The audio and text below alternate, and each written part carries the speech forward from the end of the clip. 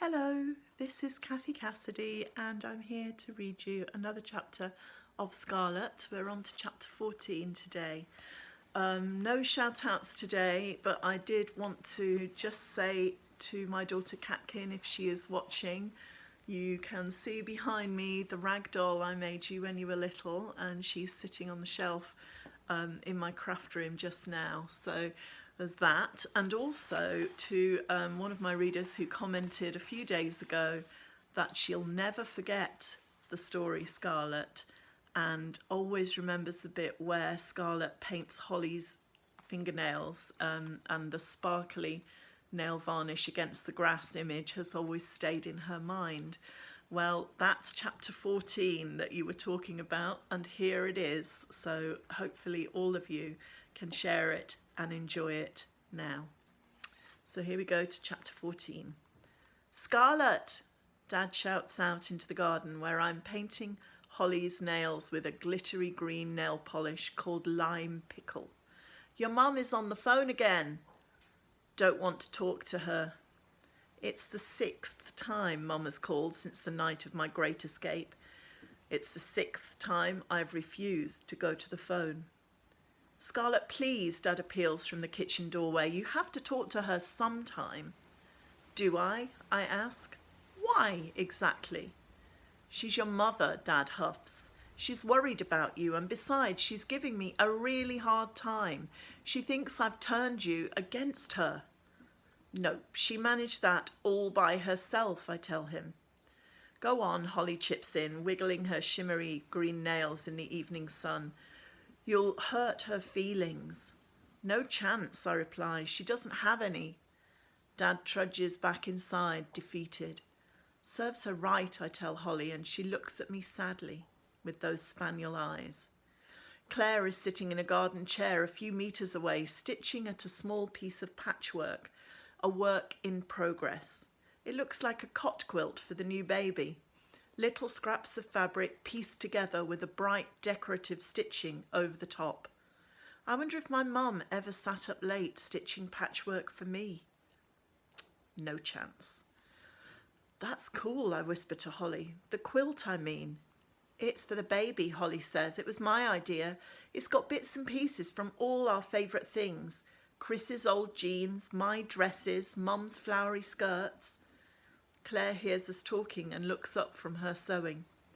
The idea is to give a little bit of something we each love to keep the new baby safe and warm.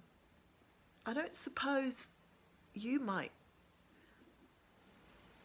She looks at me keenly, like she might be about to ask for a slice of my red fluffy rucksack, but I glare at her and she thinks better of it, gathering up her patchwork to head inside.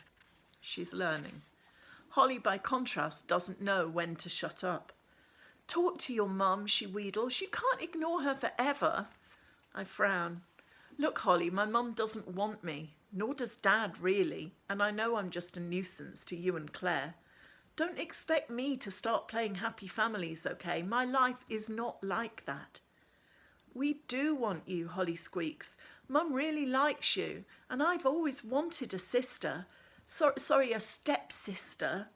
As for Dad, a cold silence falls around us and my scalp prickles. Holly, I say quietly, he's not your dad, okay? Holly bites her lip, dragging a hand across her eyes, but not in time to stem the tears. She makes a little strangled noise, jumps up, and runs inside, tipping the lime pickle nail polish over.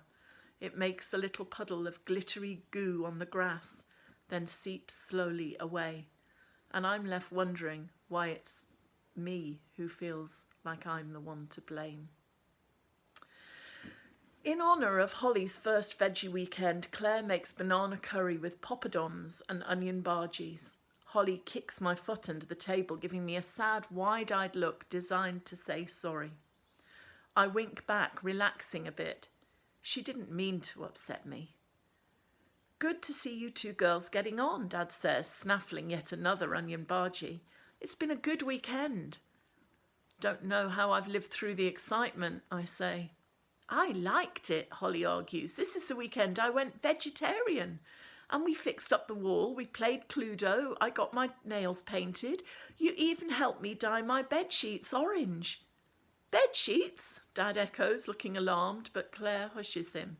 She picks up a bowl of ripe strawberries, fresh from the garden, and sets it on the table, along with a dish of thick yellow cream. Everybody digs in.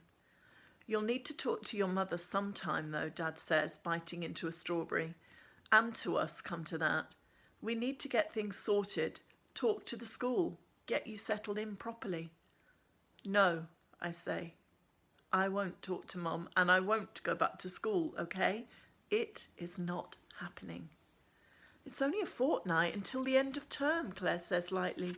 Perhaps a fresh start after the summer. Dad wavers for a moment, unsure whether to stick with his tough dad attitude or grab onto Claire's suggestion. He hates fighting, I remember that much. He's way better at the fun stuff. We do need to talk, Scarlett, he appeals. Sure, I say carelessly. We'll talk later. Have a strawberry, okay? I feed him one of the red berries from my dish to shut him up and sweeten him up, and pretty soon everyone is feeding everyone else ripe strawberries and laughing. As a diversionary tactic, it lasts a whole 30 seconds. Come on, Scarlett, open up, Dad grins, and like a fool I open my mouth and wait for the soft ripe strawberry to land on my tongue. It doesn't. Dad just stares and Holly gulps, and when Claire finally looks up to see what's going on, she drops her spoon, splattering cream across the tablecloth. I close my mouth pretty sharpish, but of course by then it's too late. Oh, Scarlett, Claire breathes. Dad just puts his head in his hands, distraught. You'd think I'd just bit off the heads of a couple of his pet chickens. It's just a piercing, Dad, I say, but my voice sounds kind of thin and wavery. It's no big deal. No big deal, Dad repeats quietly. No big deal? Scarlett, what the hell was your mother thinking of? She didn't know about it until later, I tell him. It wasn't her fault. No, Dad is struggling to keep his voice steady and his eyes glitter with pain. You are 12 years old, Scarlett, and you're acting like you're on a self-destruct mission. Your hair, your clothes, the way you act, now this. What's happened to you, Scarlett? My life's a mess, I tell him. Haven't you noticed? I've noticed, Dad says, and I think maybe your mum is right. We need to find a counsellor, someone who knows how to help troubled teenagers. We need help. You need help, Scarlett. I stand up a little unsteadily and walk slowly out of the kitchen and up the stairs to the sky blue room with the nursery border. I feel sick. My tongue is heavy and my mouth is filled with a sour metallic taste. I'd take the gold stud out of my tongue, but that would leave a hole, a wound that might never heal. Besides, I'm kind of used to the sour taste these days. I think of Kian.